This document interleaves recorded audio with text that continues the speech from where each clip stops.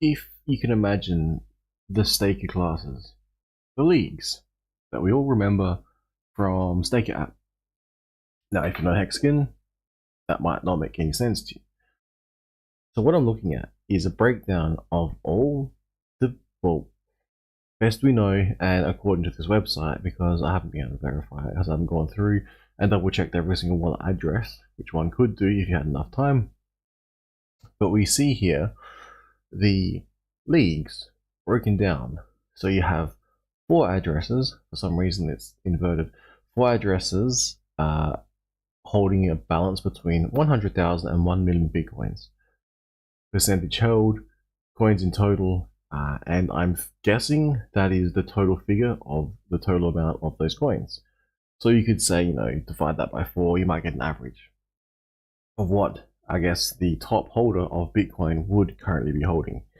Now you go down another league, there's about 104. It's broken down into 10,000, 100,000 Bitcoins held, 1,000, 10,000 under that, 100, 1,000 under that, 10, 100 under that, between 1 and 10. Then it goes down to lower levels. The small shrimps and the very small shrimps, basically 0 to possibly 1 Satoshi. And all the way up to 1, and then it gets higher. So if you look at that, it is an interesting battle, because what we've experienced in the small ecosphere relative to all of that is we generally know who's who. We generally know what addresses, sort of what wallets are doing what, whether a wallet is a trader, whether a wallet is just hodling, or whether a wallet is basically staked, or anywhere between those 3 options. Instances, I guess you could call it. Now, imagine that at a larger level, right? So I've just laid that out, literally in the Bitcoin ecosphere. Now, this doesn't, I wouldn't imagine, cover wrapped Bitcoin on Pulse chain, which is an interesting thing to add in because, that's another variable. Now, the reason I'm covering this is to try and point out how small cryptocurrency is, how minuscule, right? Now, it doesn't seem small because these numbers are pretty goddamn big. Now, I'll just double check myself and I'm getting this right, because these numbers, let's have a look. If what I said was 20, I have to check what number this is even. So I'm referring to this number here in terms of US dollars. For some reason, ChatGPT is better than Google at the moment for this sort of stuff.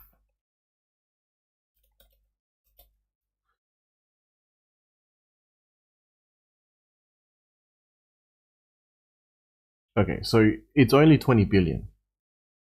Oh, okay, good. That's good. I was going insane because I'm like, hang on, am I getting this wrong? Live on stream, but I'm just double checking. But yeah, it's only, when I say only, that's a fuck ton. That's a shit. That's a lot of money, yeah.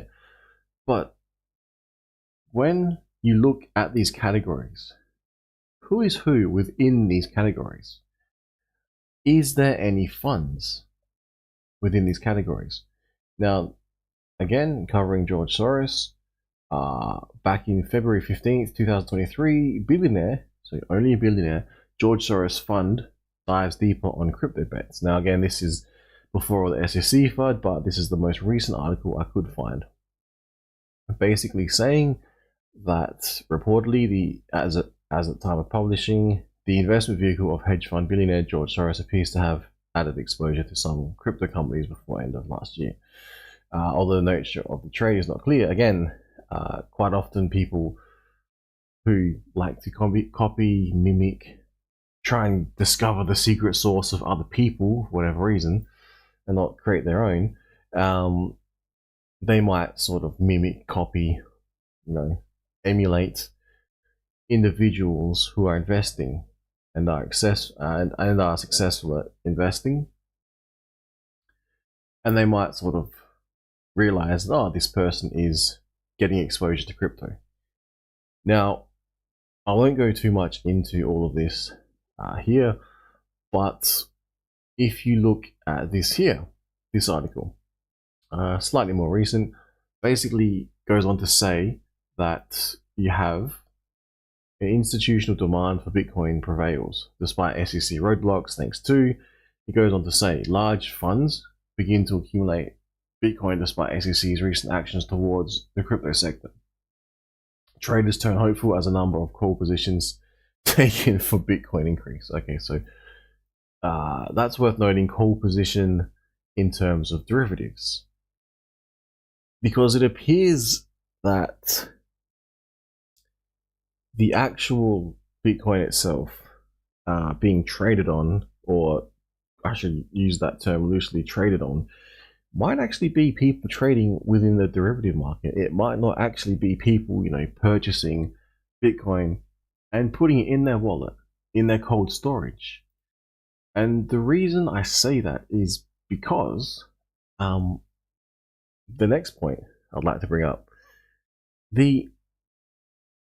remembering the leagues of Bitcoin holders, remembering there's within these leagues there's certain potential companies in there, there's individuals, there's potentially funds now within the ranks of these wallets, within the realms of holders.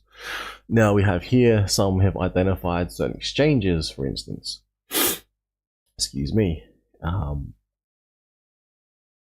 We then have this here saying, institutional demand for Bitcoin prevails, but it mentions call positions.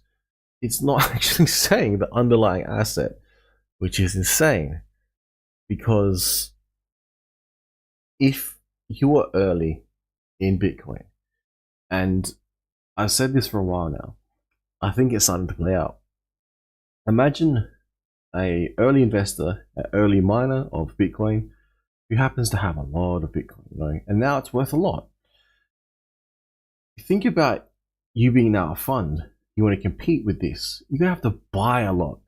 So you're also going to increase the price of the underlying asset, assuming you're not trying to tank it. But how could you tank it unless you're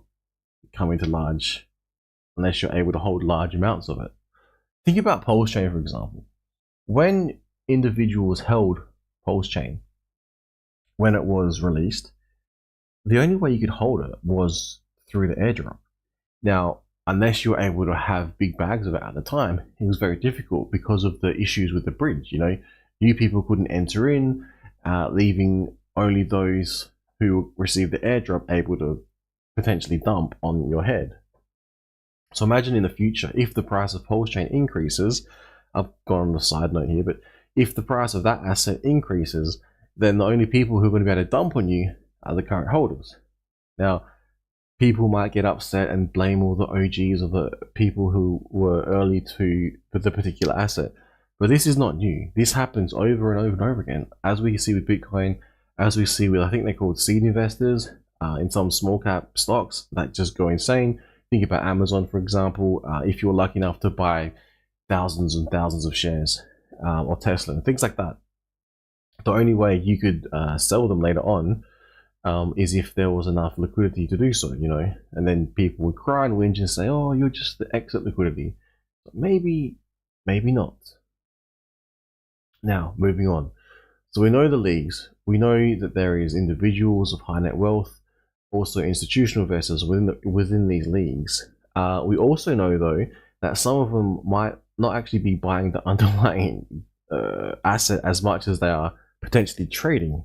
This article goes on to explain how traders behave, and what a call or a put position is, like a derivative, an option. Sorry.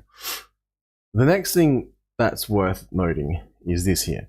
You can tell I get a little bit bored sometimes, and I kind of enjoy looking at finance. So the top 100 asset managers by managed AEM is a lot. So that is 9, I believe. I just have to double check briefly. But remember here, the top wallets, the total amount for these 4 was 20 billion. Again, it's a little bit, yeah, but these figures here is actually is actually 5 billion. Okay, so sorry 9, this is 9 trillion. Let's just do a quick search for AUM, assets under management. I'm pretty sure that is what that means, but because it's not stated here, I probably should point that out to some people, because they let's have a look. AUM is, now I'm almost certain this is it. It is, again, I haven't verified because, you know, haven't been able to call up BlackRock and be like, oh, can you just let me into your books and have a little sniff around? Because, you know, it's most likely not going to happen. The asset under management is the total market value of investments that a person or entity manages on behalf of clients. So we have, remember, BlackRock is the one filing for this Bitcoin ETF. And I guess the next thing is look into how the ETFs work, but it's a small fucking drop in the ocean. This is 9 trillion fucking dollars, all right? This is insane amounts of wealth. This is 9 trillion US dollars. Again, I can't see how it's going to be replaced, like magically what, the US dollar disappears and then what? This entity would still be holding 9 trillion something worth of shit, of a lot of stuff. We got Vanguard 8 trillion, Fidelity 3 trillion, Capital Group, Mundi, Pacific Investment Management, Invesco, Wellington, Franklin, T. Rowe, all the usual suspects, you know. Fidelity. But yeah, it's very interesting. Again, 9 trillion, right? What's that? 20 billion? Maybe 100 billion? Okay, so relative to the large institutional assets held, crypto as a whole is, yeah, I think where we check coin market cap, I'm guessing. If we want to do the dirty total market, doesn't matter. Let's have a look. Market cap. So the entire market cap of Bitcoin currently, according to market cap, is, do a brief analysis.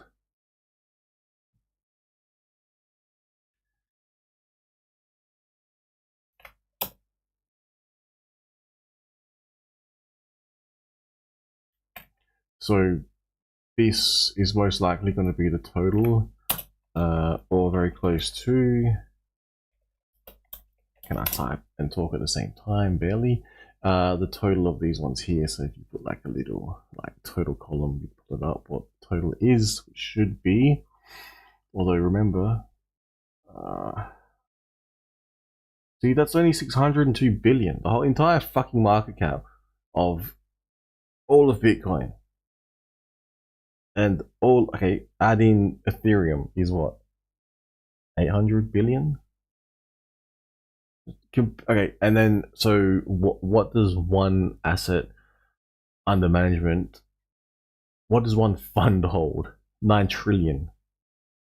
Okay, so you're telling me, I mean, it wouldn't be a good, I'm not saying it's going to happen at all. I'm just saying if someone like BlackRock wanted to come out and someone was actually able to approach everyone who holds Bitcoin, BlackRock could go, I want all of the fucking Bitcoin in the entire world.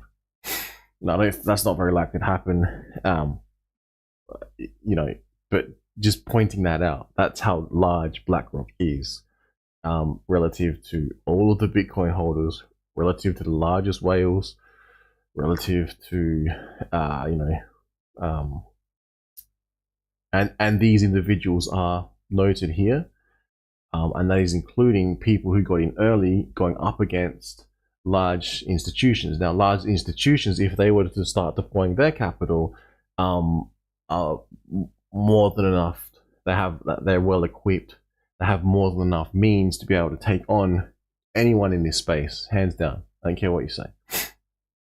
Now, I've gone through asset under management just want to make sure. So the next thing worth touching on is the derivatives market, because I've heard there's 1 quadrillion. Now, actually finding this figure is kind of difficult. I was able to locate this here, Bank of International Settlements, as at, I think it was the year ending in the US is like, you guys have like the US has normal years, like January to December. For some reason in Australia we have like July to June for whatever reason.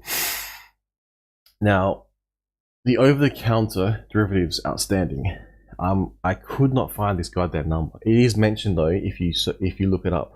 However, you have to do a little bit of digging and you're actually able to pull this up. No, okay. This here, yeah, I've got it. Cool. Again, I had to just double check this. 1 quadrillion is 1,000 trillions, right? So 1,000 trillions, which is like 10 black rocks. So there's only 9 trillion. So they're the top. You know, so 10 of them, 10 of them is 9. Okay, scratch that. Like 90 black rocks. Okay, that's a lot, you know, in derivatives. So the reason I point that out is because there is so much fucking money in this economy. It's insane. Imagine trying to audit this shit, going back and finding every single number, and then think about how small crypto actually is. And then think about how small the little DeFi space actually is. And then think about how small individual tokens are within the DeFi entire system. You know, have a look at DAI, for example, the stable. And then have a look at, you know, other tokens we might love, like Hex and things like that.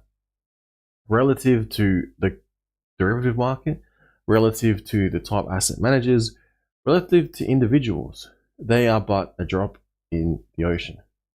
They could barely make a bathtub full of hot water cold if they were cold water, you know. Now, so if you go in and have a look at the global over-the-counter derivatives market, now this is US dollar, so in Australia it's like 1.5 at the moment, which is crazy.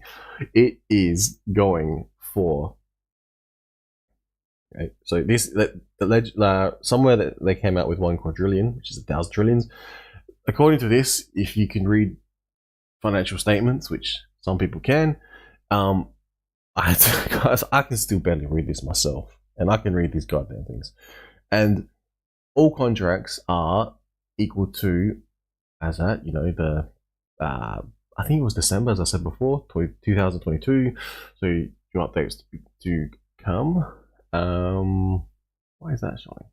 Oh, now 617 billion. So, you know, half a trillion, more than half a trillion, 60%, 61% of a trillion. That's a pretty decent amount of money, considering if you look at the gross market value of the same period, which is the second half of 2022, is only 20 billion. I'll say, sorry, 20,000 billion. It's not as much. And what I'm saying is, if the amount of energy being traded within the derivatives is actually being moved by a much smaller amount,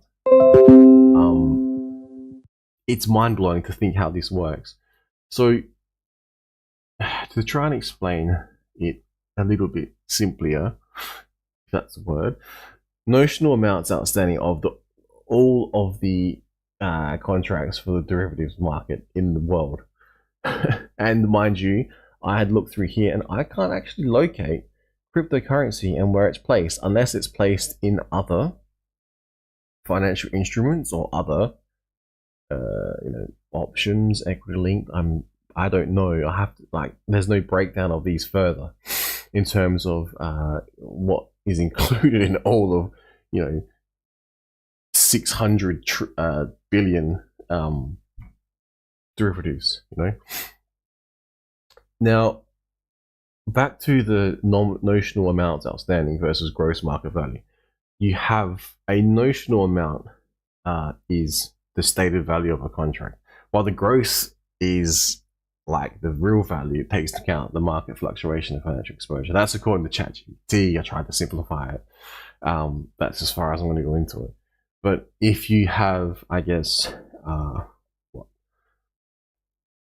this here, which is funny because, Cointelegraph, the future of money, and they all pro crypto, not attacking Cointelegraph here, but within their articles, they have this.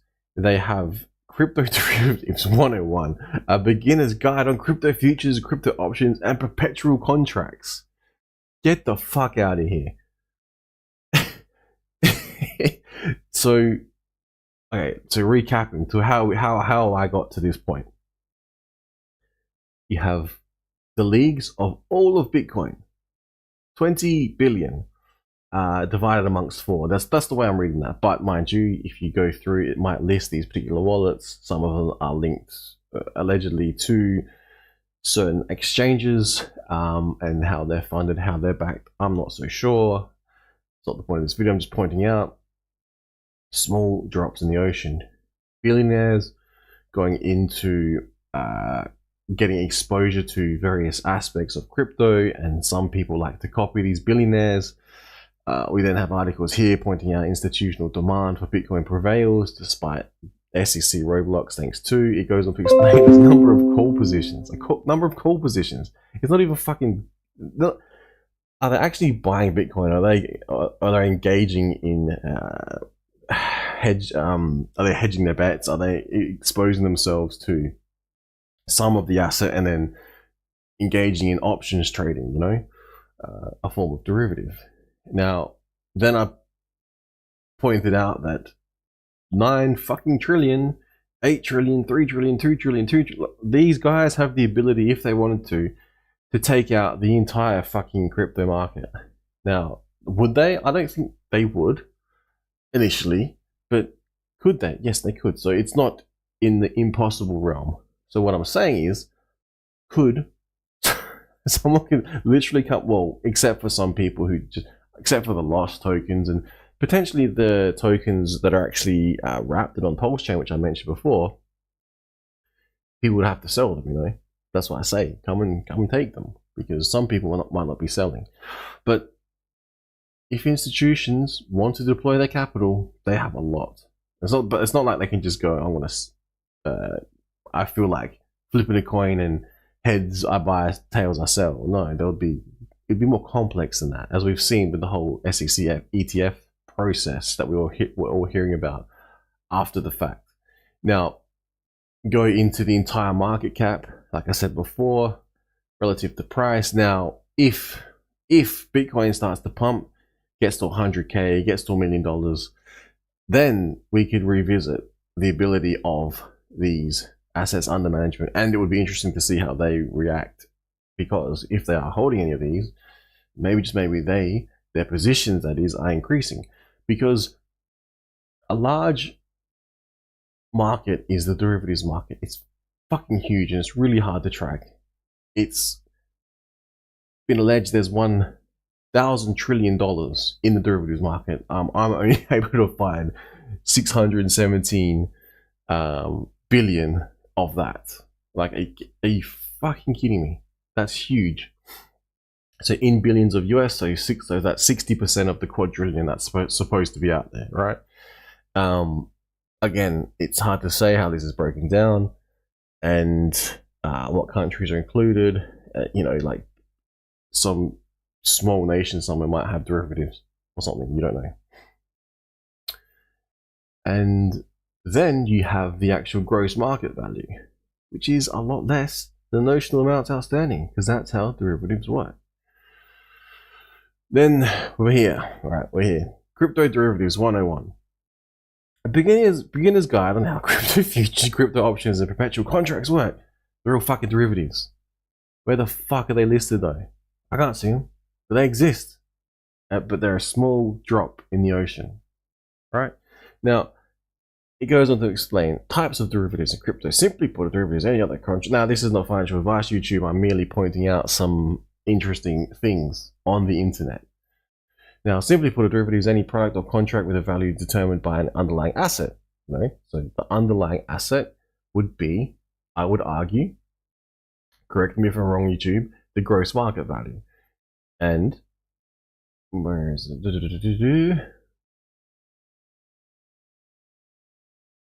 Underlying, I don't know why that went blue, that was strange. Underlying asset. Such assets are sold at the predetermined time, blah, blah, blah, such price. Do not have inherent value, but rely on the value of the underlying asset. For example, the Ethereum derivative relies on and obtains value from the value of Ethereum. But when you're fucking leveraged 10,000 to 1, 1 to 1, 10 to 1, 100 to 1, 1,000 to 1, you know, that is where some of these insane figures come from. Think about that. 20 billion. Think about how banks work, right? They take your money, they put it on their books, they're able to borrow more, you know? Think about derivatives. Someone who issues the derivative has like one of something and they're able to what? Do what with it? How many times? It's mind-bending, right? And then I just find it fascinating how small crypto is and has such a large focus on it. Like, what the fuck? You've got institutions running trillions, literal trillionaires, right? Making billionaires look weak and meager. You have the entire of the crypto space could get wiped out by a fund if it wanted to, if it was allowed to. Like, the entire market cap is not more than or greater than some of these fucking funds. We have derivatives, and how are we able to track and trace them? Because when I look on the, for example, Bank for International Settlements, I can't even locate these crypto derivatives. Like, what the fuck is this? It's like money created from thin air.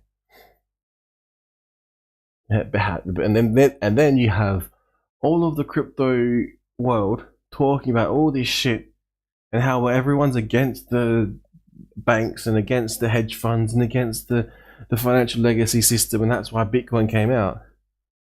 Meanwhile, it's being, in essence, co-opted.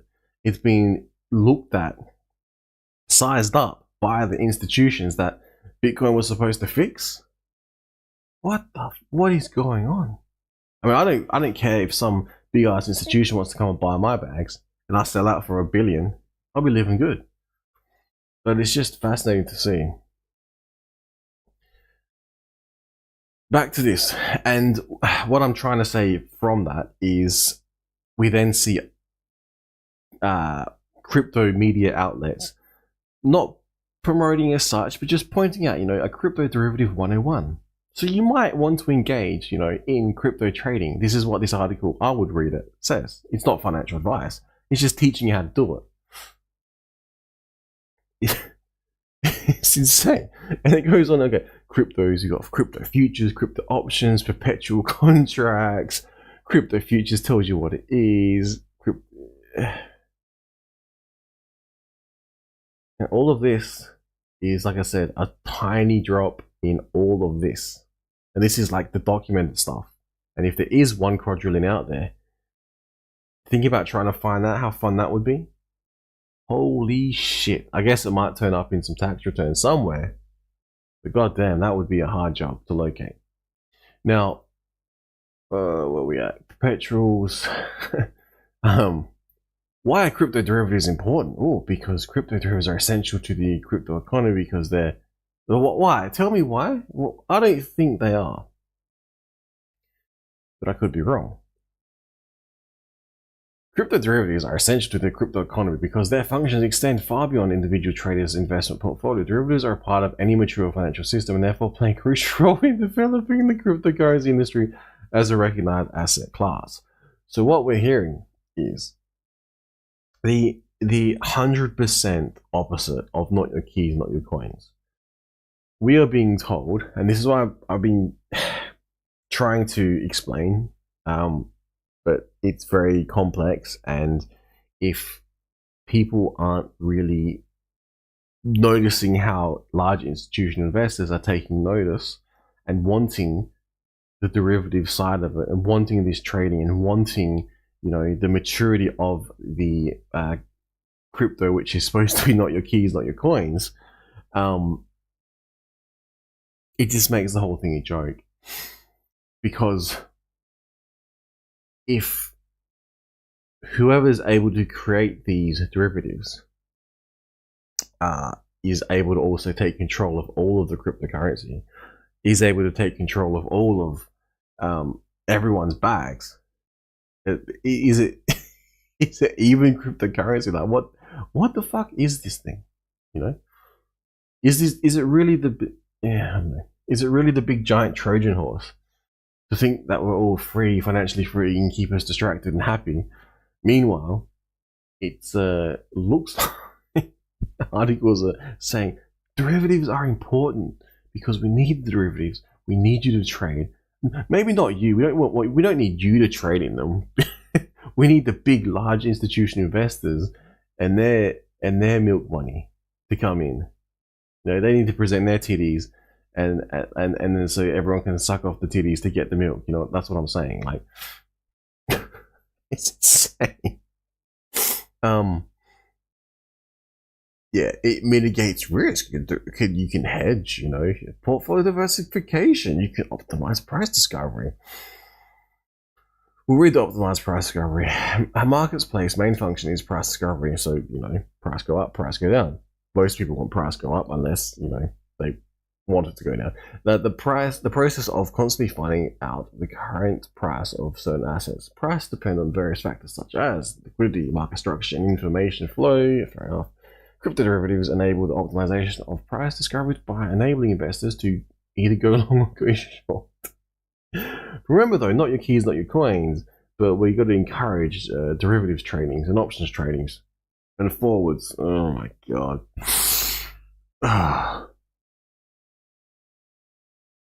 Yeah, I don't even know what it is that is going on, because we're seeing it's like everyone's pro crypto, but the people that are pro crypto are not realizing that in the background this is going on, and this is the stuff that legacy finance fucking love. If they can have a market and they can openly trade, you know, like an ETF or something like that, an electronically traded fucking fund, which will have markets of all sorts of shit, which people, I guess, people would imagine that an ETF is going to be like someone like BlackRock's going to come in and they're going to buy 50% of the Bitcoin and the price is going to go through the fucking moon, which it might, and they're just going to sit on that and then like not earn any yield and just sit on it and watch every other retail investor dump because they go, yes, money, I'm rich now.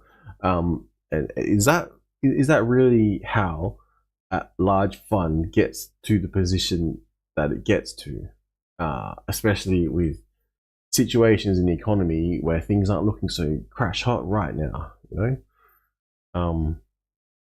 Just some things to think about. Like, is this really how the fucking world works? Because I don't think it does. And all signs are pointing to, you know,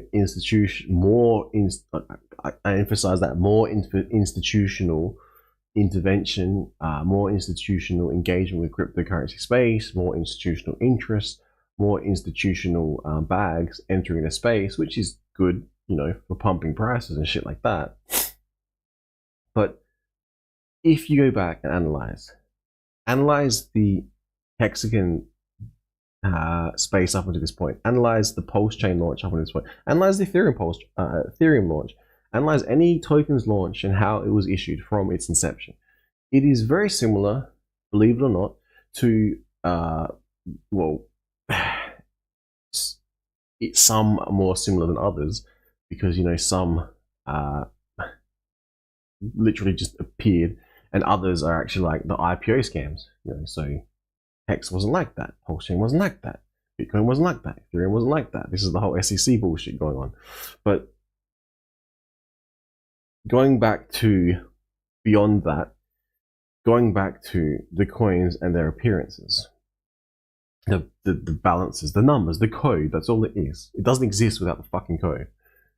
They're just ones and zeros spun up on a screen that can read ones and zeros, that produces shit that we can read. So the way that the code was written and the code functioned and then the code released the ones and zeros shows everyone on this particular page how it's been divided, how it's been, you know, how one person got more than another person. Then it was able to have a value attributed to it. It has developed far beyond what I didn't watch it from inception, so I can't really say that, but it's just developed to the point where the fucking J Power is saying it appears cryptocurrency has staying power. And it's got to the point where it's built up enough of a following, a cult-like following, that people are openly attacking people on Twitter, making the funniest memes on why the current SEC chair should quit. You know, hashtag Gensler, fire Gensler, resign Gensler, shit like that. It's hilarious. And the amount of money that it is, it came from nothing, but so too did, you know, Amazon. But the amount of money that it is worth relative to these top institutions who are now looking at it, who are now thinking about deploying their capital, the amount of market attention it is getting, it's on the fucking nightly news now. They have the weather, they have the stocks, and they have crypto, the price of crypto, on a daily event.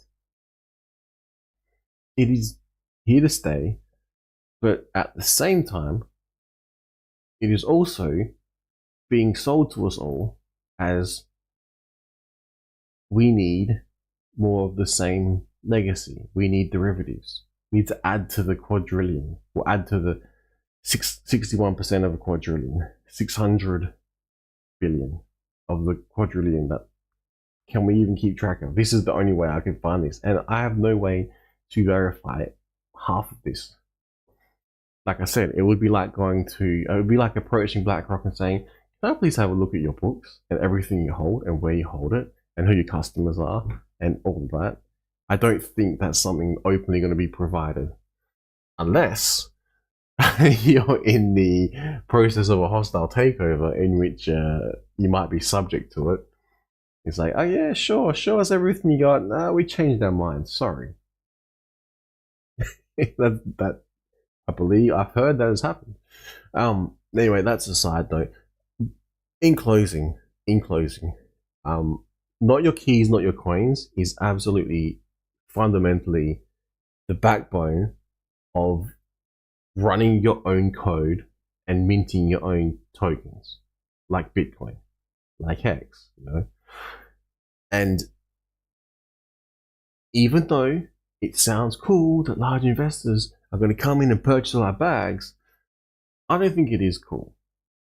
I like the idea that price will go up, but what's it going to turn into? Most likely it's going to turn into something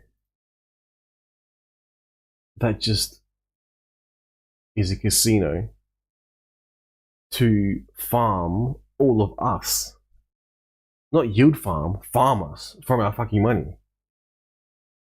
Like, when you get told, let's invest in crypto, I bet a large majority of people think, oh, okay, and they go on to their exchange accounts and get rinsed.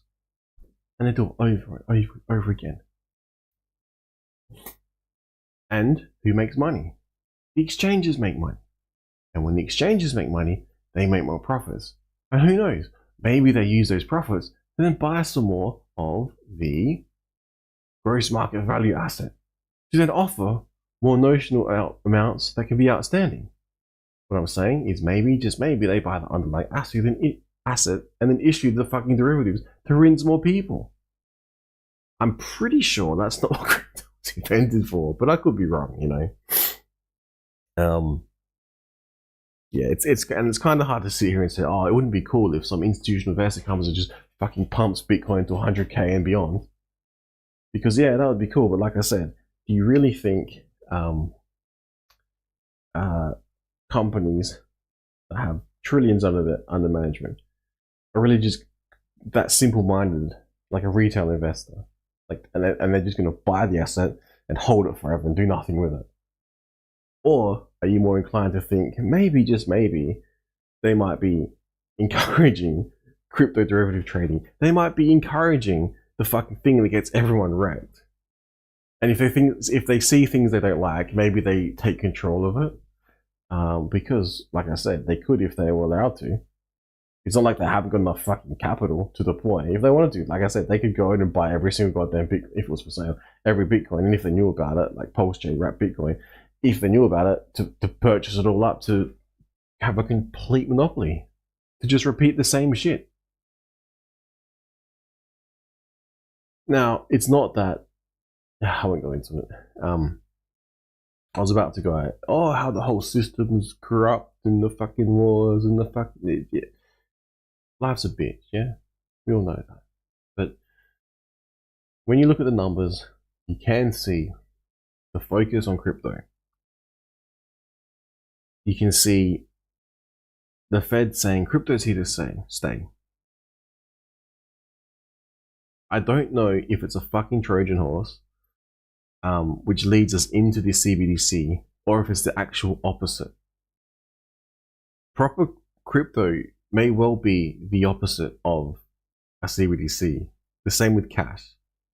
And you can't tell me that these individuals here don't like cash, so therefore they should like crypto, you know? I don't know how a CBDC is going to benefit these funds. The only way I can see CBDCs benefiting anyone is for the control aspect of it. I don't think the control aspect of it encourages free and open markets, you know? That's just my thoughts on the matter. Now, I'll wrap this one up, and hopefully, the takeaway was investment asset managers, very rich, very fucking rich. Crypto, very fucking small. Asset managers, lots of money to fuck with everyone and are very smart. And if you think that crypto is about derivatives trading, then I think you're doing crypto wrong. Free speech signing out.